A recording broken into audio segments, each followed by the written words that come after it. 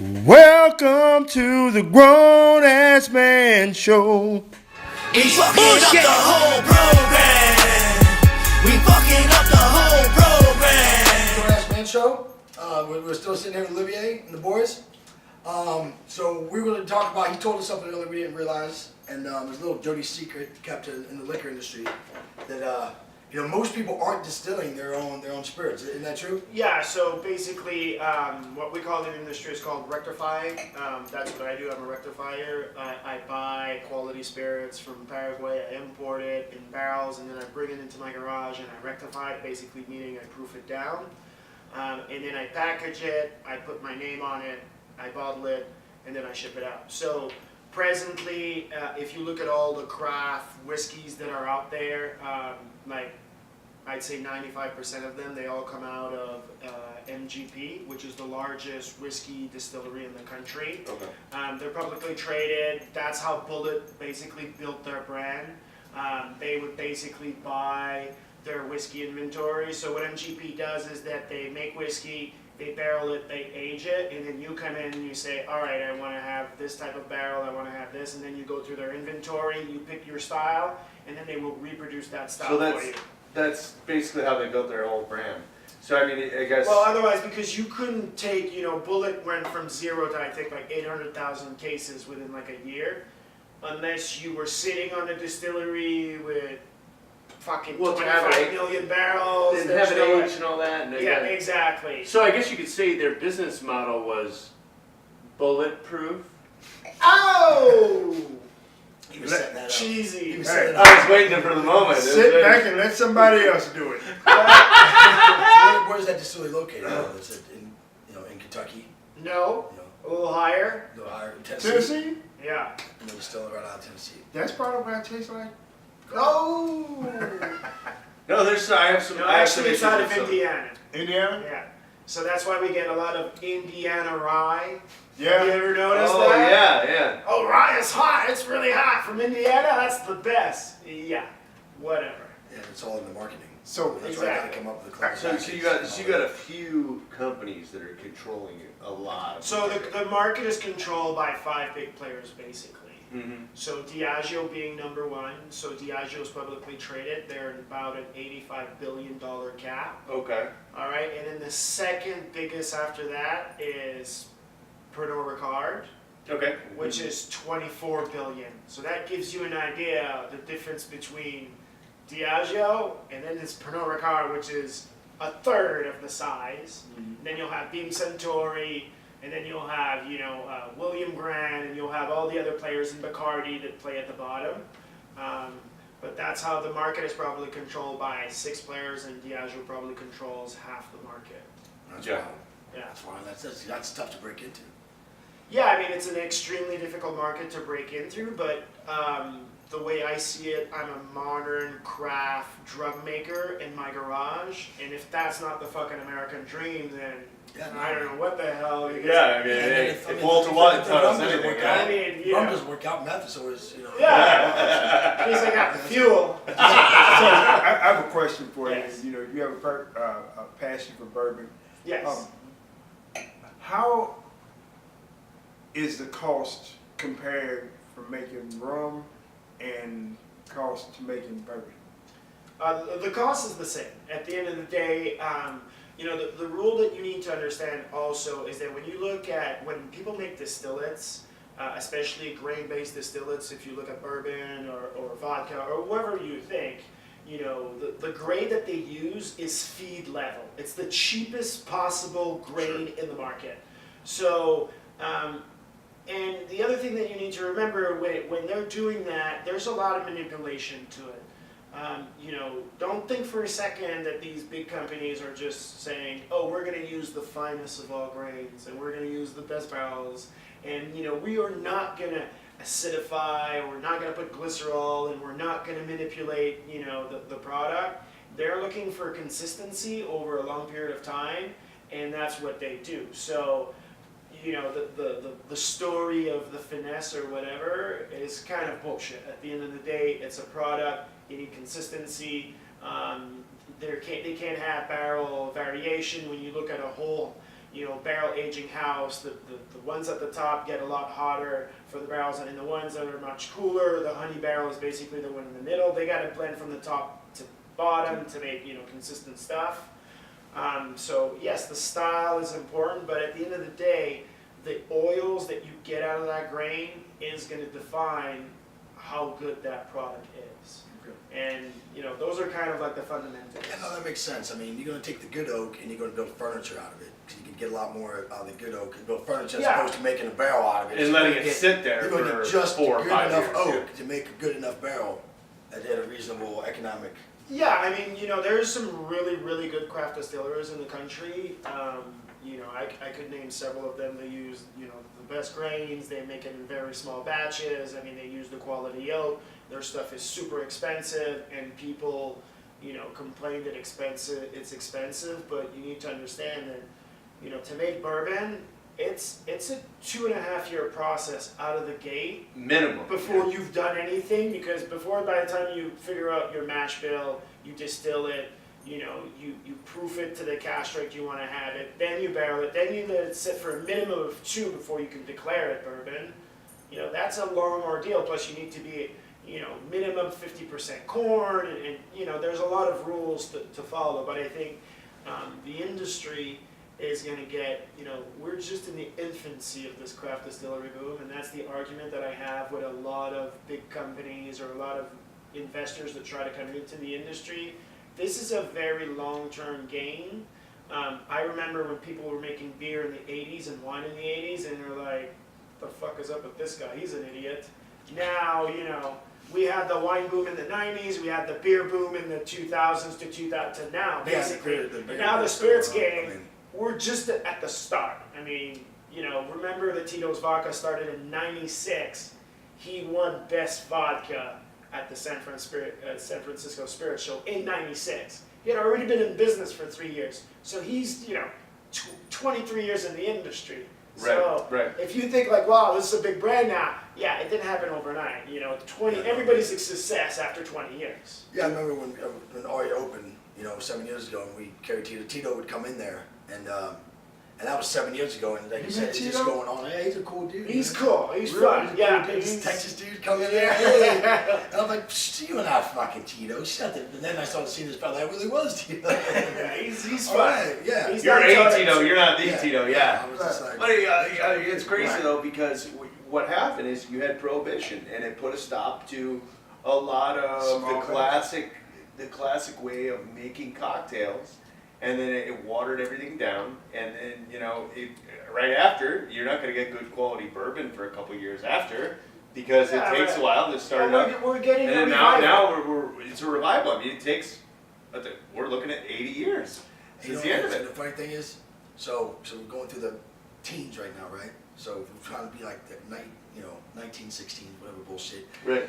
2080, everybody back to drinking vodka Red Bulls. Yeah. You know what I'm saying? Or Bunch of drinking dickheads. Sugar-free Red Bull. Yeah. A bunch of dickheads flip the coast. They'll have some Yo, new type 2 of- Jaeger bombs right here. Yeah. Do it, let's go. And just roll right back to it. And you have some dumbass behind the bar going, Yeah. What they were talking about. But no, that's what's cool about the industry, and it just makes it fun too, because then there's alcohol involved, man. Yeah. So It's it's- a huge industry, and there's It's- so many things that people don't know, because all they know is what's in their glass. They don't know what it takes to go from. Or what they put on television, and what they put Yeah. in a But I movie mean, you or need something you like need that. to understand too that the people that run the industry, that are that control the bourbon industry, and most of the dark spirits, you can compare it a lot to, for example, Gallo in the wine industry. Yeah. Gallo basically controls the largest privately held winery in the world. If there's hundreds of brands that are bottled in Barstow or wherever wherever the place is, and it's it always comes out of Barstow. Oh, where's this bottle? Oh, Barstow, Kentucky. So basically, it's the old Seagram distilleries, and people need to understand that there's a lot of spirits out there that it's packaging, it's price point, it's name branding. They're diversifying their portfolio, just like Coca-Cola. It's not Coca-Cola, it's Gatorade, it's anything you can Yeah. think of. Right. So Same thing. So when you're talking about that, What about, like say, like if you walk into Costco, they have their brand, but they're buying that from somebody, obviously. Yeah, so they Like, use do a they have any bottle. good brands that are like really like high end? Because like you can buy Costco golf balls or shorts or whatever. Like I know they No, have. I mean, you brands know, that- this whole thing about, you know, Kirkland is Grey Goose. Yeah, I was about to bring that up, Is, yeah. is bullshit. Yeah.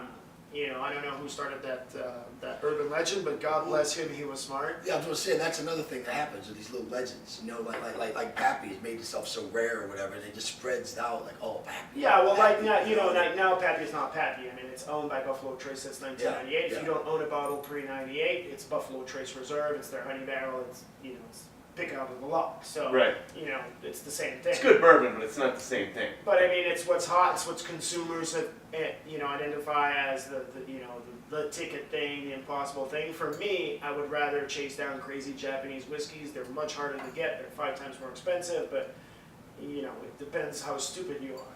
So, but to get back to the you know the Costco thing. You know, I've had offers to put brands in Costco, and basically I tell everybody that's where brands go to die, because you know, the masses are there, and if you're craft and you're really inexpensive at Costco, then nobody is going to go into the liquor store and say like, well, I could buy that at Costco.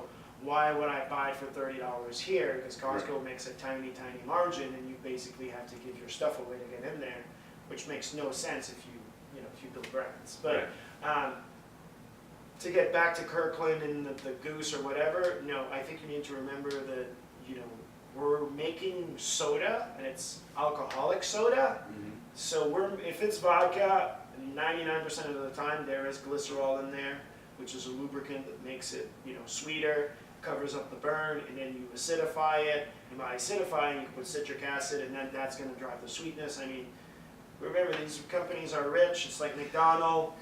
There's not beef in there. Come on. Yeah, right. Yeah, no, and they got it figured out to science. You know, I know like Exactly. the Japanese distillers over there in Japan. That's like state of the art facilities over there. Exactly. All run by computers, and everything's just perfect and just right. You know, and those are hot right now. You know, we got the Oh Hibiki, yeah, the we Hibiki did and the Hibiki a Suntory. couple weeks ago. It was Yeah, good. Really good. Yeah. Now, another thing I wondered, and I know we're running a little bit over here, but I've always wondered, why haven't the smaller brands banded together to get their products into like the bars, like local bars, especially around here? So you mean like so the Craft Brewers Association kind of a deal? Yeah. So I think that's the next step in the market. You know, a lot of people that have craft distilleries, there's two types. There's the guys that have the money and have no idea what they're doing, and there's plenty of that, and it's going to take them a while to understand, you know, the industry, understand that brands are built on premise, that are built through bartenders, that, you know, you can't fight the end cap at a grocery store with inexpensive stuff. If you're going to make a brand, try to build, you know, the best packaging and try to make the best product in there, but it takes a long time, and until one just breaks out and then the other, you know, they start banding together, you know, I'm always interested in you know, partnering up with other people to have, because, you know, we're not rich, we're the little guys, so, you know, I can't hire, you know, a rep full time that just works every bar in town every day of the week, and he's got an expense account, and you know, I could give him 60, 70, 80 grand a year. It's just, that's not viable for me. You know, I still have to go shake people's hand, I still gotta make cocktails, I still gotta present my brand and say like, listen, this is what I'm doing, this is my story, and you know, that takes a long time to get there for the community to understand it. But I mean, the community is going to support you if, you know, you have good product, your packaging is quality, you have a good story, and you can, you know, they enjoy it. Because otherwise they're going to tell you, I'm not going to carry that. And, and it's fine, and I would rather have that conversation that, you know, a lot of times when I meet bartenders and they say like, oh, I don't carry that. And I'm like, why? Well, look at the packaging, it sucks. And I'm like, yeah, but have you told that person that? It's like, no. Well, if you're not willing to criticize them and push them in the direction that you think they should go, then you're not helping, you know, to the industry. That makes sense. Because my thing is, why pay a certain amount of dollars for Patron? You can get Patron anywhere. You know, it's like we talked about the exclusivity thing.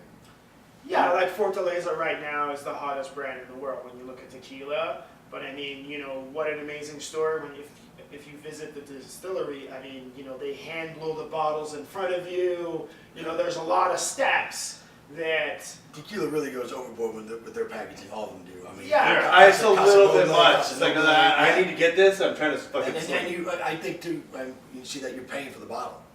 You know, a lot of that works in the price Yeah, point too. but When I'm paying $80 for that Casa Noble, but it comes in this huge ceramic, And- awesome looking. Oh yeah, Clase Azul Yeah, does Casa all Azul, that's that. what I meant, Casa Azul. Yeah, but I mean, I think the industry, like I said earlier, it's you know, we are just at the start of this, and in 5 years, the industry is going to be extremely different. You know, 10 years ago, 10-barrel brewery was the holy grail. Now Budweiser bought them. You know, so That's these what they do, big buy them up. distilleries and these big, you know, distributors, they're looking for guys like me to try to influence you guys to say, like, listen, we're cool too, because they're not in the business of inventing brands and building brands. They're in the business of making checks to guys like me to say, like, hey buddy, how much for that? And you know, why don't you do a world tour and tell everybody your little story and we'll put the money behind it. That's what they do. So you need to keep that in mind. That being said, if Diageo came to you tomorrow and said, "Hey, No. I'm gonna drop," if they drop you $50 million, you wouldn't. Oh, it's gone. Um, Yeah, know yeah. what? All right. I don't think I would sell. Because if they want to make me a $50 million check, then I'm good. I'm already making pretty good money. I'm pretty sure. You know, that's the Yeah, way. no, that's- Listen, I don't need 100%. to make 50 mil. If I make $100 grand a year, and I get to do this all day and shoot the shit, life is good. You know. I kind of tend to agree with you on that one. So depends what you want in life. I want $50 million.